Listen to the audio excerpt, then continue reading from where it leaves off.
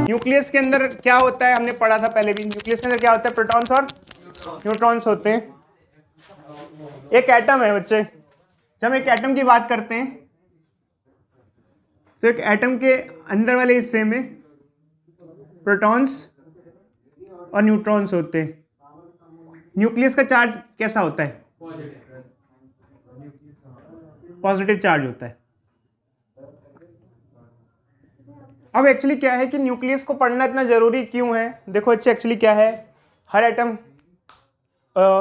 जो बना होता है उसके अंदर न्यूक्लियस पे पॉजिटिव चार्ज होता है, हम लोगों ने ये पढ़ा है।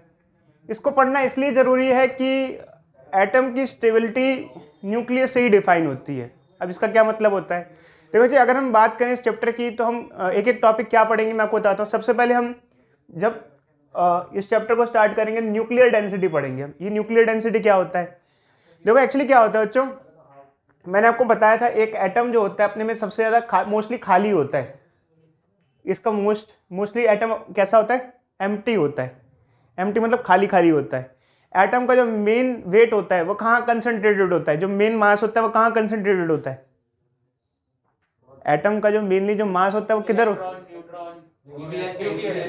एटम का जो सारा का सारा मास है मोस्टली न्यूक्लियस के अंदर ही कंसंट्रेटेड होता है। बाकी एटम एक तरीके से खोखला या पूरा खाली सा ही होता है। एटम का साइज कंपैरेटिवली बहुत बड़ा होता है, बट उसके अंदर सारा जो मोस्टली उसका जो मास होता है वो सिर्फ कहाँ होता है, क्योंकि इलेक्ट्रॉन का मास बहुत कम होता है। शायद आपको पता हो या नहीं हो, बच्चे 9th क्लास में आप लोगों ने पढ़ा था कि इलेक्ट्रॉन 1800 टाइम्स लेस मासर होता है प्रोटॉन के कंपेरिजन में, मतलब उसका मास बहुत कम होता है। प्रोटॉन के मास के कंपेरिजन में इलेक्ट्रॉन का मास बहुत ही कम होता है, ठीक है। जो सारा मेनली मास है वो न्यूक्लियस में कंसंट्रेटेड होता है। तो हम बात करते हैं न्यूक्लियर डेंसिटी की। देखो अच्छा, न्यूक्लियस की डेंसिटी बहुत हाई होती है, हम आपको इसके बारे में बताएंगे। किसी बच्चे ने न्यूट्रॉन स्टार का नाम सुना है, चलो कोई नहीं, खैर बताएंगे इसके बारे में भी। ये इस टॉपिक के बारे में लोग पढ़ेंगे, इस टॉपिक के बारे में पढ़ेंगे, न्यूक्लियर डेंसिटी पढ़ेंगे सबसे पहले।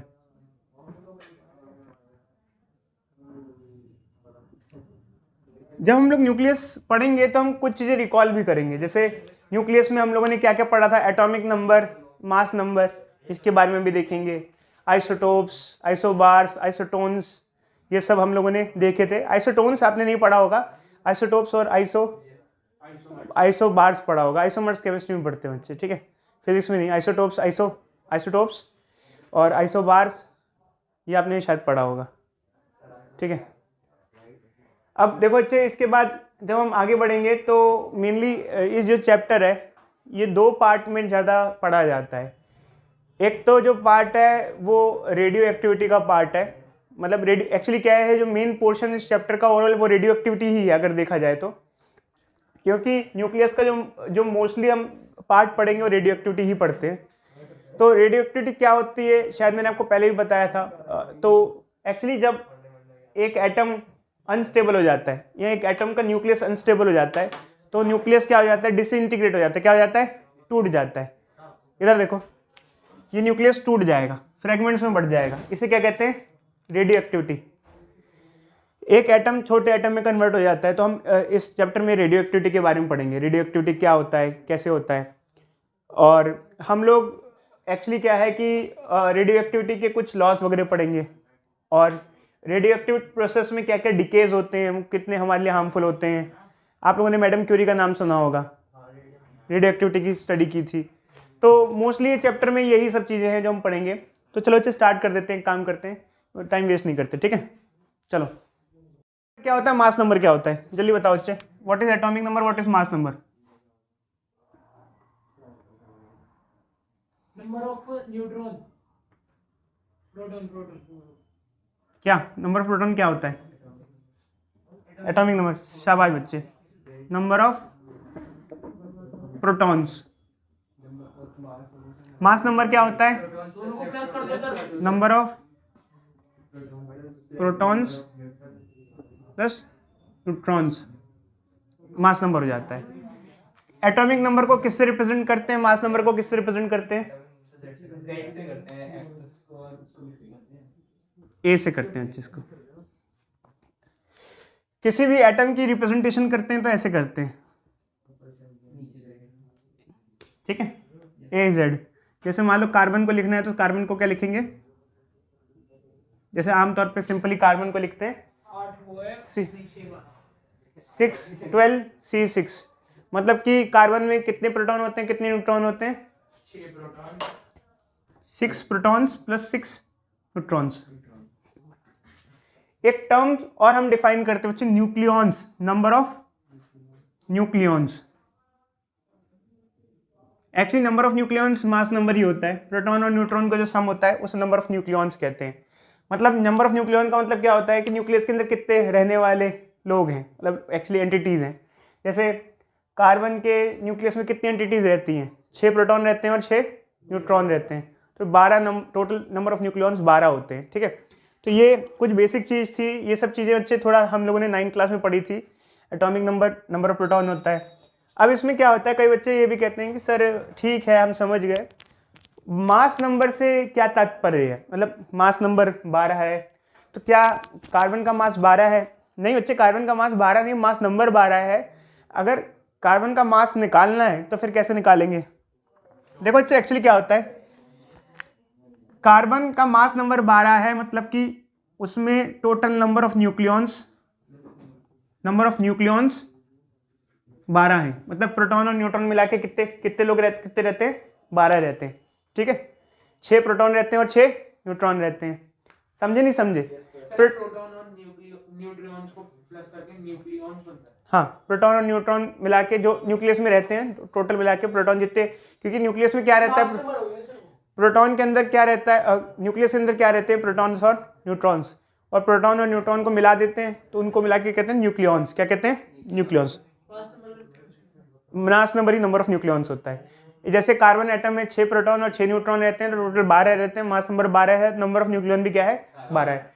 अब एक चीज ये है कि मास नंबर और मास में क्या फर्क होता है। कार्बन का मास नंबर 12 है बट कार्बन का मास कितना होगा? देखो बच्चे एक्चुअली क्या होता है, प्रोटॉन और न्यूट्रॉन का मास लगभग आसपास सही होता है, मतलब एवरेज आउट सेम ही मान लो, तो कार्बन का मास अप्रोक्सीमेटली होगा कितना?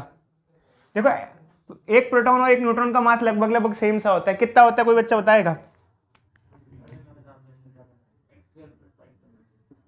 वैसे इक्वल नहीं लिख सकता मैं इसे, कितना होता है बताओ? 1.6 इंटू 10 की पावर बोलो -27 kg। एक प्रोटॉन या एक न्यूट्रॉन का मास इतना होता है, तो कार्बन के न्यूक्लियस का मास कितना हो जाएगा? उसमें 6 प्रोटॉन और 6 न्यूट्रॉन मतलब 12 रहते हैं, तो 12 को किससे मल्टीप्लाई कर देंगे? इससे मल्टीप्लाई कर देंगे तो अप्रोक्सीमेट मास आ जाएगा। समझे बच्चे? ये मैं अप्रोक्सीमेट बता रहा हूँ बच्चे, वैसे एक्चुअली प्रोटॉन और न्यूट्रॉन का मास बिल्कुल बराबर नहीं होता है, वो तो मैं अप्रोक्सीमेटली बोल रहा हूँ, ठीक है। तो मास नंबर और मास ऑफ एटम में बहुत फर्क होता है। मास नंबर बस एक नंबर दे दिया जाता है, क्योंकि मास नंबर से थोड़ा रहता है कि भाई थोड़ा आसान हो जाती हैं चीज़ें, समझे बच्चे? अब जैसे हम कहते हैं कार्बन का मास नंबर 12 है, तो उससे थोड़ा आसान हो जाता है कि भाई 12 है मतलब 12 को किससे मल्टीप्लाई कर देंगे, इससे। तो मोलर मास और मास नंबर सेम चीज है। देखो बच्चे एक्चुअली क्या होता है, मोलर मास, आप केमिस्ट्री की बात कर रहे हो, एक मोल का जो मास होता है वो मोलर मास हो जाता है, और ऑल दो आप कह सकते हो कि सेम हो जाता है, बट एक्चुअली देखो भाई मास के मोल की जोड़ रहा है। सुनो, कार्बन का मास नंबर है 12, मतलब जब हम मास नंबर की बात करते हैं तो हम एक एटम की बात करते हैं, ठीक है, समझ रहे हो बच्चे? मोलर मास क्या होता है कि कार्बन का एक मोल हो तो उसका मास कितना होता है, तो कार्बन के एक मोल का मास होता है 12 ग्राम। तो एक्चुअली क्या होता है कि फिजिक्स और केमिस्ट्री में कुछ चीज़ें ऐसी होती हैं जो यूनिक सी होती हैं। जैसे कार्बन है हमारा, जैसे कार्बन है हमारा, तो कार्बन का एटम का जो मास नंबर है वो 12 है, इसको हम 12 यू कहते हैं, mass of carbon atom is approximately equal to 12 u और 12 AMU। एक एटम का मास इतना होता है। तो ये अगर हमको जैसे कार्बन के एक एटम का मास निकालना है तो हम ऐसा निकाल सकते हैं, मतलब 12 यू मतलब कि 1 यू, एक्चुअली ये करीब करीब 1 यू के बराबर होता है। तो कार्बन का अगर एक एटम का मास निकालना है kg में, तो उसको 12 को इससे मल्टीप्लाई कर देंगे, क्योंकि उसमें 12 न्यूक्लियॉन्स होते हैं और एक न्यूक्लियॉन का मास अप्रॉक्सीमेटली इतना होता है। तो हम बच्चे बात कर रहे हैं। अब कई बार बच्चे ऐसे कहते हैं मुझसे कि सर आप एक एटम या न्यूक्लियस के मास को सेम ही क्यों कह रहे हो? देखो इलेक्ट्रॉन का मास बहुत कम होता है, तो मैं इलेक्ट्रॉन के मास को कभी कभार कंसिडर ही नहीं करता। अगर एक एटम का मास निकालना, कई बार बच्चों से पूछते हैं कि एटम का मास निकालने कैसे निकालोगे? वो कहते हैं प्रोटॉन का मास ऐड करेंगे, न्यूट्रॉन का मास ऐड करेंगे, इलेक्ट्रॉन का मास ऐड करेंगे। इलेक्ट्रॉन का मास ऐड करोगे, बट ऑल्दो इलेक्ट्रॉन का मास इतना कम होता है, ऐड करो या ना करो, कभी कभी अप्रॉक्सीमेट वैल्यू निकालनी है तो फर्क नहीं भी पड़ता है। प्रॉपर वैल्यू निकालनी है तो वही सबको ऐड करना पड़ेगा, बट इलेक्ट्रॉन बहुत हल्का होता है। अरे यार वो सब छोड़ो, पहले मुझे बताओ एक एटम का मास निकालना है तो तीनों को ऐड करना पड़ेगा, बट इलेक्ट्रॉन हल्का होता है तो उसको कोई जरूरत है भी नहीं। अगर अप्रॉक्सीमेट निकालना है तो इलेक्ट्रॉन के मास को ना भी इंक्लूड करो तो चल जाएगा, ठीक है। अब बच्चे हम आगे बात करते हैं। तो आप लोगों ने ये सब चीज़ें पढ़ी होंगी अपनी पहले की क्लास में, बट अब हम टर्म्स की बात करेंगे, जैसे आइसोटोप्स, आइसोबार्स, आइसोटोन्स। तो आइसोटोप्स क्या होता है बच्चों? कोई बच्चा बताएगा आइसोटोप्स?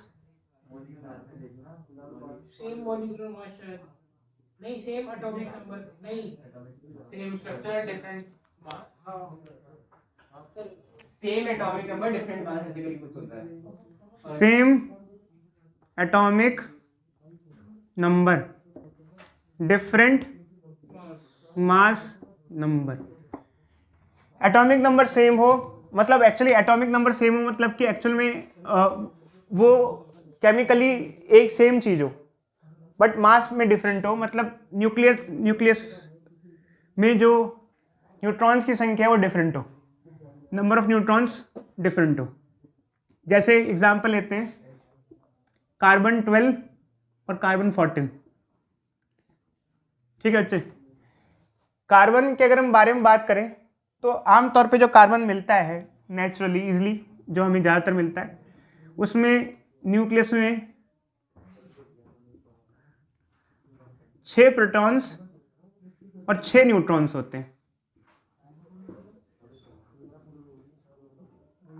ये न्यूक्लियस है हमारा। बट ऐसा जरूरी नहीं है, कभी कभी कार्बन ऐसा भी मिलता है जिसके अंदर 2 न्यूट्रॉन्स एक्स्ट्रा होते हैं। 2 न्यूट्रॉन्स एक्स्ट्रा होने से केमिकल प्रॉपर्टीज पे कोई फर्क नहीं पड़ता, क्योंकि केमिकल प्रॉपर्टीज इलेक्ट्रॉन्स और प्रोटॉन्स की वजह से होती है। Mainly chemical properties number of electrons की वजह से होती है। देखो अच्छा एक्चुअली क्या है कि केमिकल रिएक्शन की अगर बात करें तो आपने पढ़ा केमिकल रिएक्शन में कौन पार्टिसिपेट लेता है? न्यूट्रॉन पार्टिसिपेट लेता है, इलेक्ट्रॉन या प्रोटॉन, कौन पार्टिसिपेट लेता है इन केमिकल रिएक्शन? इलेक्ट्रॉन। शाबाश बच्चे। जब कभी केमिकल रिएक्शन होते हैं, जैसे हमने पढ़ा है बॉन्डिंग होती है, आयनिक बॉन्डिंग हो गई, जैसे NaCl हो गया, तो सोडियम एक इलेक्ट्रॉन दे रहा है, इलेक्ट्रॉन का लेना देना होता है। तो एक्चुअली क्या है कि कार्बन 12 लो या कार्बन 14 लो, केमिकल प्रॉपर्टीज क्या होती हैं? Same chemical properties but different physical properties.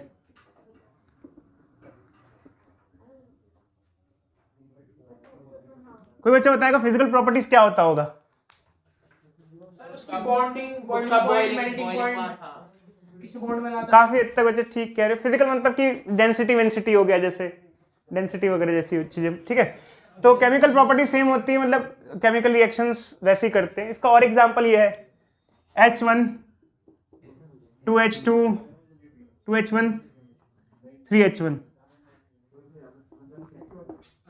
क्या नाम होता है इसका बच्चे, बता सकते हो? क्या नाम होता है इसका, बता सकते हो?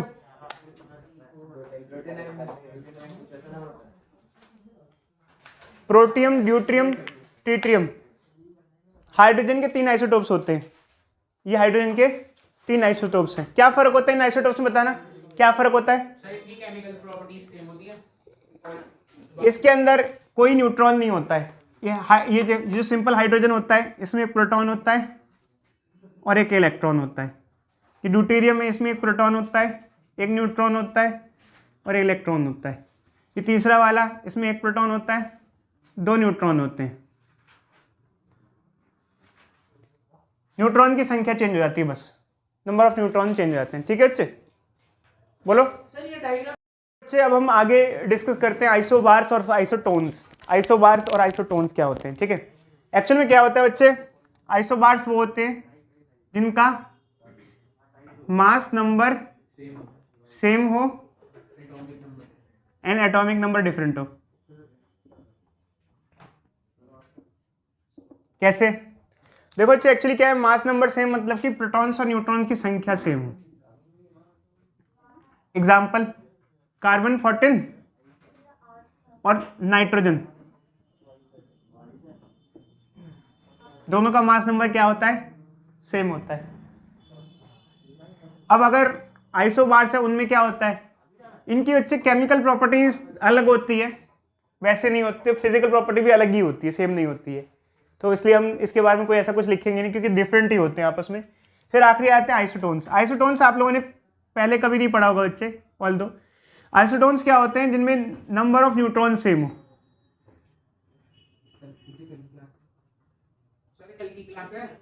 अभी रुक जाओ बच्चे, same number of neutrons, same number of neutrons, इसे क्या कहते हैं, आइसोटोन्स कहते हैं।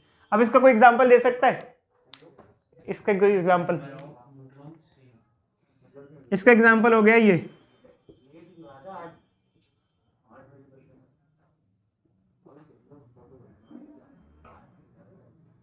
बताओ बच्चे क्या नंबर ऑफ न्यूट्रॉन दोनों में सेम है?